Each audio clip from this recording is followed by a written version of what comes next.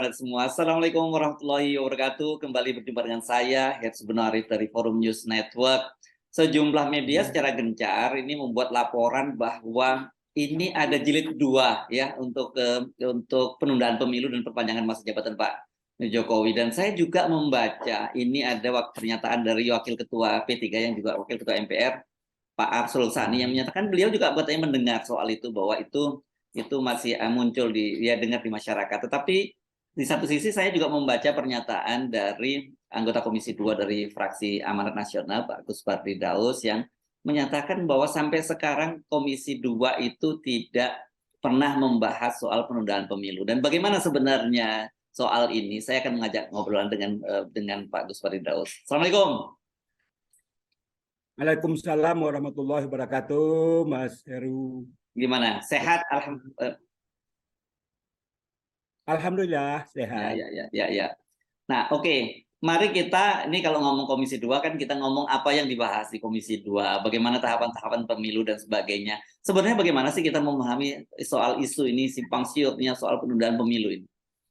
Ya, dari sejak lama kan kita mendengar isu-isu tentang perpanjangan masa jabatan presiden dan masalah 3 periode. Semua persoalan-persoalan itu secara pribadi saya mengkanter isu-isu yang demikian. Artinya adalah secara pribadi tentu saya tidak setuju dikarenakan karena bertentangan dengan konstitusi. Harapan saya adalah kita berharap semua elemen masyarakat harus mendukung dan harus menjaga dan memelihara konstitusi yang sudah kita sepakati. Makanya, meskipun sebenarnya ini mesti saya tanyakan karena kan Ketua Umum Anda, Pak Zulkifli Hasan, termasuk yang menyuarakan itu kan di awal-awal dulu ya. Betul. Tetapi saya ini orangnya profesional dan saya memang juga tidak pernah ditegur oleh Ketua Umum saya terhadap sikap saya sebagai anggota Komisi 2. Saya berbicara itu silahkan disimak apa-apa saja komentar saya mengenai tugas fungsi dan wewenang yang diberikan masyarakat Sumatera Barat kepada saya dan pimpinan partai memberikan amanah kepada saya sebagai anggota Komisi 2, tentu ini pasti saya laksanakan amanah itu secara profesional. Oleh karena itu, persoalan berhadapan saya dengan Ketua Umum ataupun ada teguran yang beliau sampaikan kepada saya, itu adalah persoalan lain. Oleh karena itu, suara yang saya sampaikan adalah suara hati masyarakat. Dan itu saya mendapatkan apresiasi yang luar biasa dari semua komponen. Tidak hanya dari masyarakat Sumatera Barat, tetapi juga banyak pembaca, banyak pendengar juga. Saya sering dimintakan oleh Elsinta dan RRI untuk berkomentar tentang hal itu. Ternyata komentar saya, sikap saya terhadap hal itu mendapatkan respon positif untuk mengawal konstitusi dan undang-undang agar pemerintah, negara, dan seluruh elemen bangsa harus taat azas dan taat hukum. Berdasarkan itulah saya menyuarakan hati masyarakat sebagai wakil rakyat. Tapi artinya Pak Gus Pardi juga sama ya, mendengar seperti apa yang disampaikan oleh Pak Arsul Sani bahwa upaya-upaya untuk menunda pemilu itu ada sesungguhnya ya? Ya, masyarakat ini kan sangat cerdas. Akses untuk mendapatkan berita dari berbagai manapun tentu tiap hari berseliweran berita-berita yang berkaitan terhadap hal yang demikian.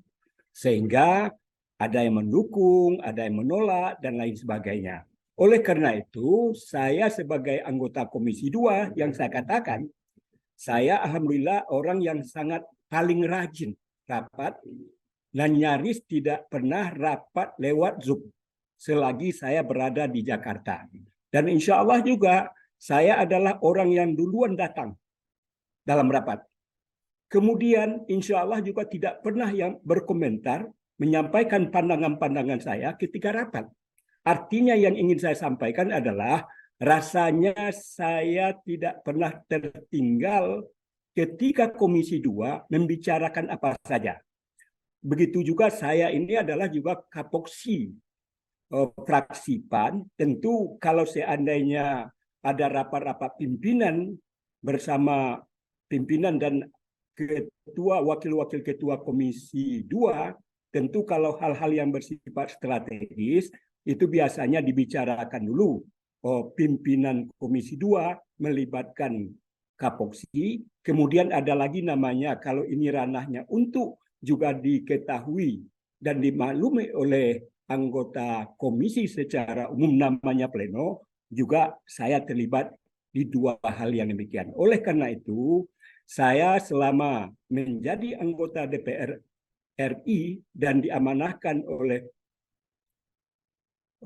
fraksi saya untuk diberi amanah duduk di Komisi 2 yang membidangi pemerintahan, salah satu di antara tugasnya itu adalah mempersiapkan pemilu di tahun 2024, kemudian juga pelaksanaan pilkada serentak yang akan dilakukan pada tanggal 27 November 2024. Nah, berdasarkan hal itu, sebagaimana saya lansir di berbagai mass media, bahwa kami Komisi 2, baik secara informal ataupun rapat-rapat terbatas pimpinan, begitu juga rapat pleno tertutup ataupun terbuka, tidak pernah bicara tentang perpanjangan masa jabatan presiden dan lain sebagainya itu.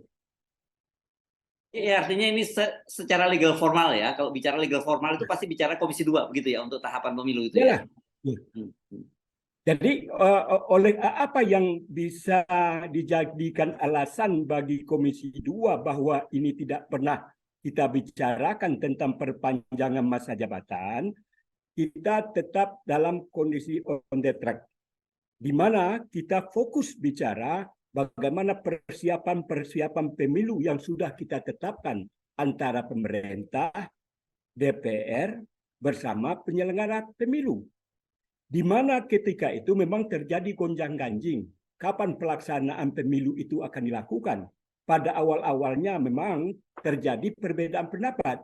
Pertama, ada yang menginginkan di bulan Februari dan ada juga yang menginginkan di bulan Mei. Akhirnya dilakukanlah lobby-lobby dan lain sebagainya. Akhirnya disepakati bahwa pelaksanaan pemilu itu dilakukan pada tanggal 14 Februari 2024. Sesuai dengan ketentuan dan peraturan yang berlaku, maka mundur 20 bulan ke belakang bahwa KPU sudah harus mempersiapkan tahapan-tahapan. Berdasarkan yang artinya apa? Bahwa yang perlu kita tetapkan pertama itu adalah tentang kapan hari H itu dilakukan. Gonjang-ganjing terhadap hal itu sudah kita selesaikan. Di mana sebagaimana saya katakan tadi, tanggal 14 Februari 2024. Dengan ketetapan itu, ini adalah keputusan yang sangat fundamental. Tanpa ada kesepakatan itu, tahapan-tahapan pemilu tidak bisa kita lakukan. Karena sudah ditetapkan tanggal 14 Februari 2024, pelaksanaan hari H pemilihan terhadap Pilpres dan Pileg, maka mundur 20 bulan, maka pelaksanaan tahapan pertama sudah harus dilakukan 14 Juni 2022.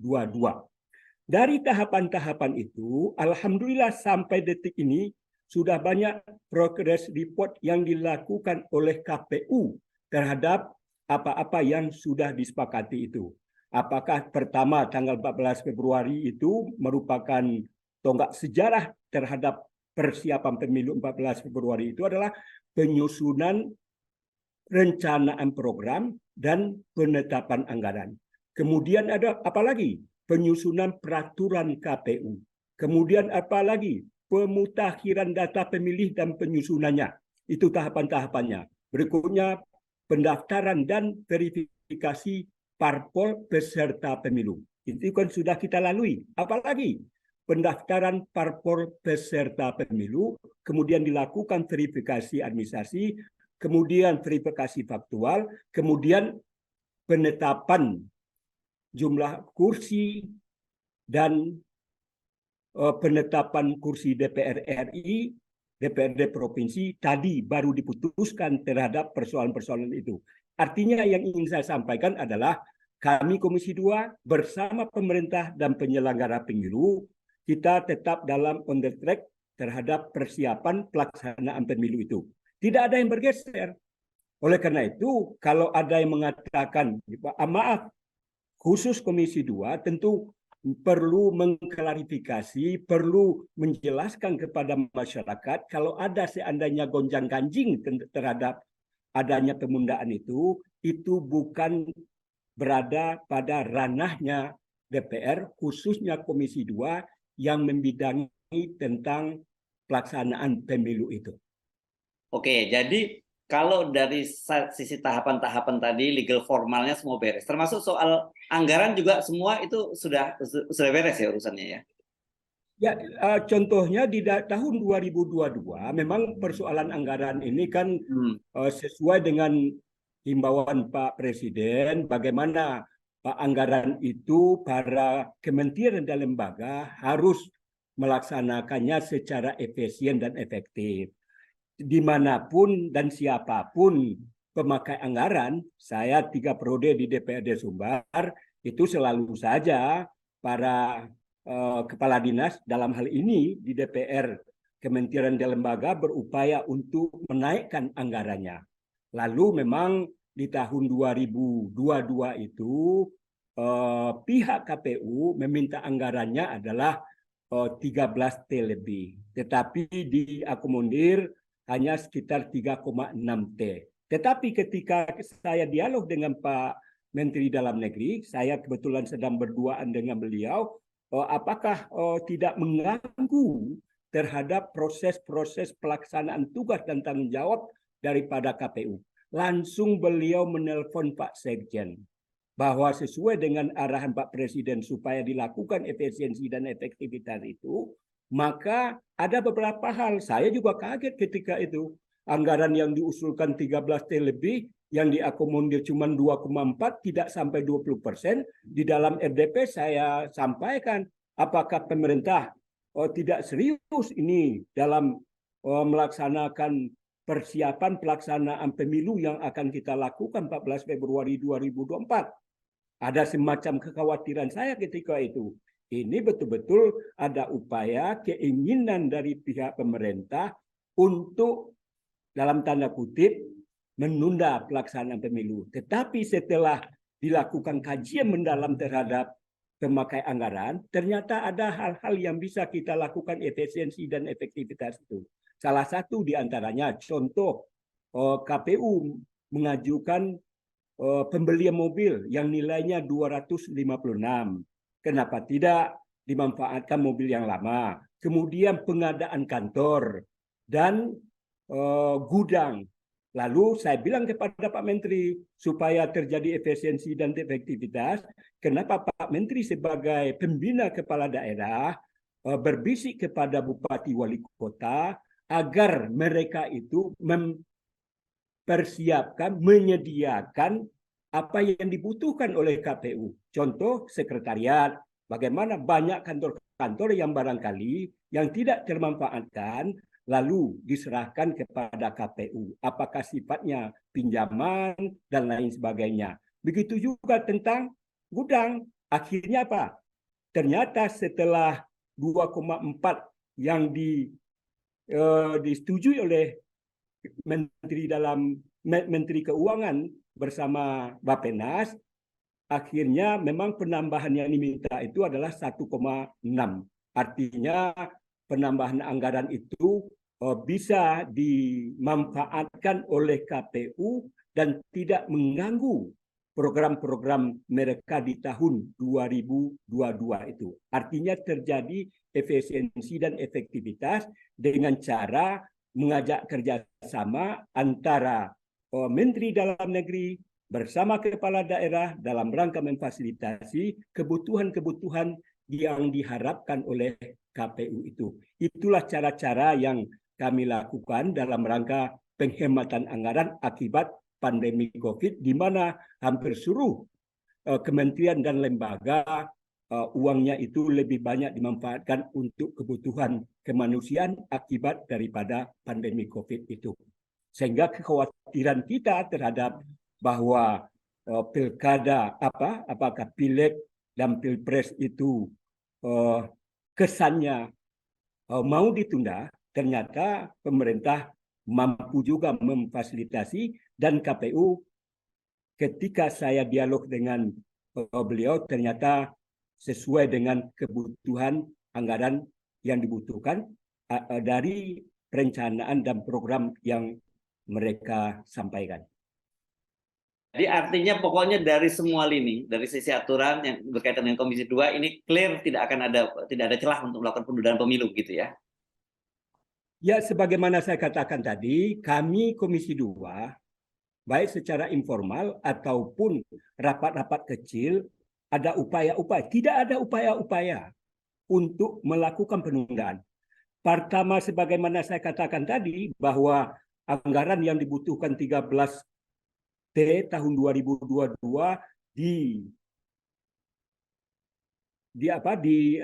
disetujui oleh Kementerian Keuangan hanya 2,4.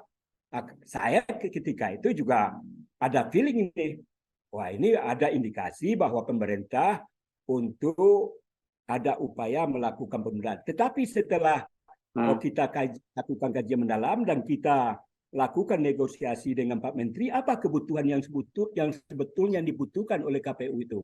Ternyata sudah. Jadi artinya dari segi anggaran pun kami Komisi 2 bersama pemerintah tetap mempush anggaran-anggaran yang sangat rasional tentunya, dan Menteri Keuangan tentu dia akan lebih jelimet lagi karena pelaksanaan pemilu ini kan bukan hanya sekali. Mengaca dari yang lama-lama, kemudian berapa kebutuhan yang harus dinaikkan, berapa nilai tambah akibat daripada inflasi dan harga kenaikan barang, tentu mereka lebih mengetahui pula, sehingga kami hanya mendorong kepada Menteri Keuangan agar apa yang diminta, yang diusulkan oleh KPU itu tolong diakomodir. Setelah itu tugas kami tentu selesai, hanya mengusulkan kepada Menteri Keuangan dan Badan Anggaran untuk dilakukan kajian yang mendalam dan berapa anggaran yang pas untuk KPU dalam rangka mempersiapkan kegiatan kepemiluan ini. Tentu mereka lebih paham dan lebih mengerti terhadap berbagai hal berkaitan tentang kebutuhan-kebutuhan anggaran yang diperlukan oleh KPU tersebut. Ya, nah pertanyaan saya, kalau semua tahapan pemilu yang seperti yang disiapkan oleh Komisi 2 bersama Kementerian Dalam Negeri dan juga dengan pelaksana pemilu ya, dalam hal ini KPU semua beres, mengapa kemudian masih muncul isu, dan bukan muncul isu ya, karena ini saya kira kalau pernyataannya itu dari Wakil Ketua MPR dan Wakil Ketua Umum Partai itu kan itu adalah semacam statement politik yang saya kira dia tidak sekedar menyebar hoax gitu. Ya, tentu persepsi pandangan masyarakat tentu pasti beragam macam terhadap persoalan itu. Tentu saya berharap kepada seluruh elemen bangsa, seluruh para akademisi, para intelektual harus mewaspadai tentunya kalau ada orang-orang yang berkomentar yang tidak sesuai dengan undang-undang. Tetapi ini juga adalah ranah juga kata orang-orang yang sekarang ini, kapan lagi namanya demokrasi, siapa saja boleh berpendapat, tidak diladang oleh undang-undang. Ini yang dijadikan alat legitimasi, siapa saja boleh berpendapat, apapun pendapat yang dikemukakan, walaupun itu bertentangan dengan undang-undang, kecuali dia laksanakan tanpa mematuhi undang-undang yang menggariskan tentang itu. Baru ranahnya dia melakukan pelanggaran. Kalau seandainya dia berwacana, dia menyampaikan pandangan dan lain sebagainya, itu adalah sah-sah saja. Oleh karena itu, ini juga kita harus hargai kalau memang ada di antara tokoh-tokoh dan lain sebagainya menyampaikan wacana, apakah namanya masa jabatan presiden 3 periode harus dilakukan dengan mekanisme ketentuan perundang-undangan yang berlaku, begitu juga tentang perpanjangan masa presiden juga tentu harus dilakukan dengan mekanisme dan perundang-undangan yang berlaku. Jadi selagi itu belum melanggar ketentuan dan peraturan yang berlaku dan itu hanya merupakan wacana, apakah tidak dibolehkan kita menyampaikan pandangan-pandangan, dan itu tentu menjadi kajian mendalam bagi DPR dan MPR dalam menyikapi hal itu tersebut. Oleh karena itu, kita tentu sangat bergembira dan terima kasih kepada Ibu Megawati tentang yang beliau sampaikan bahwa ketika Pak Jokowi juga hadir ketika itu ulang tahun jelas ya. HUT ke-50 ya. ulang tahun.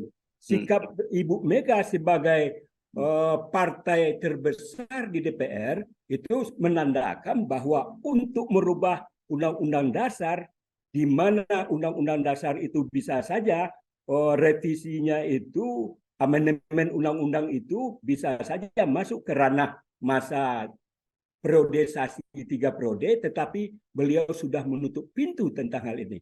Ini merupakan jawaban kepada siapapun yang berkomentar tentang 3 periode. Pada hari ini kan tidak ada lagi setelah Ibu Mega menyampaikan pandangan pendapat partai beliau bahwa beliau sudah mengunci bahwa Pak Jokowi cukup 2 periode saja dan tidak diberi peluang untuk memperpanjang periodisasi itu sebagaimana yang disuarakan oleh berbagai elemen bangsa. Ya, oke. Tetapi kan begini ya, pasti tidak ada asap kalau tidak ada apinya gitu ya. Nah, kalau sekarang muncul semacam ini, artinya kan dari tahapan-tahapan pemilu sudah dipersiapkan dengan baik, Komisi 2 sudah mengurusnya dengan baik, tetap saja soal penundaan pemilu harus kita waspadai. Ya, disinilah yang menjadi kewajiban saya sebagai anggota DPR RI. Ya.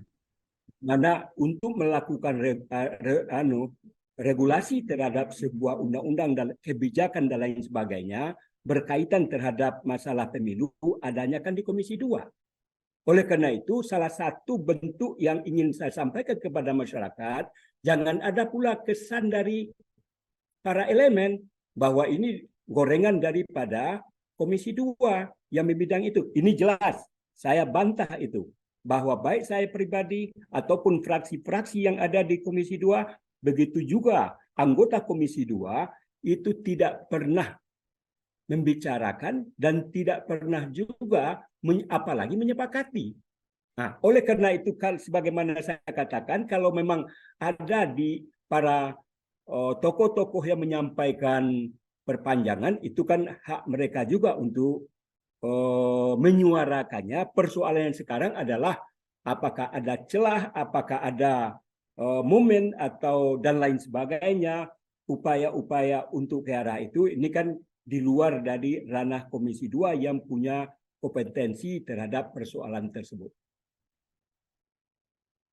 Jadi clear ya sementara ini, tapi tentu saja ini dua hal yang berbeda ya, bahwa semua proses sudah berjalan dengan baik di DPR yang di Komisi 2 khususnya, tapi bahwa kemudian di luar itu ada gerakan-gerakan lain terutama dari kelompok-kelompok tertentu atau partai politik tertentu, itu dua hal yang berbeda lagi gitu ya, untuk tetap menunda pemilu tadi. Ya. Okay. Ini saya sebagaimana yang saya sampaikan tadi, ada WA yang dikirimkan kepada saya, ada komentar saya, dan ada juga komentarnya Pak Asrul Sani. Kata saya, ini kan dua kutub yang berbeda. Masyarakat yang akan menilai tentang apa yang saya bicarakan dan apa juga yang diusuarakan oleh Pak Asrul Sani itu. Oleh karena itu, tentu kita seluruh elemen masyarakat, saya mengajak kita bersama agar kita taat azas, taat hukum.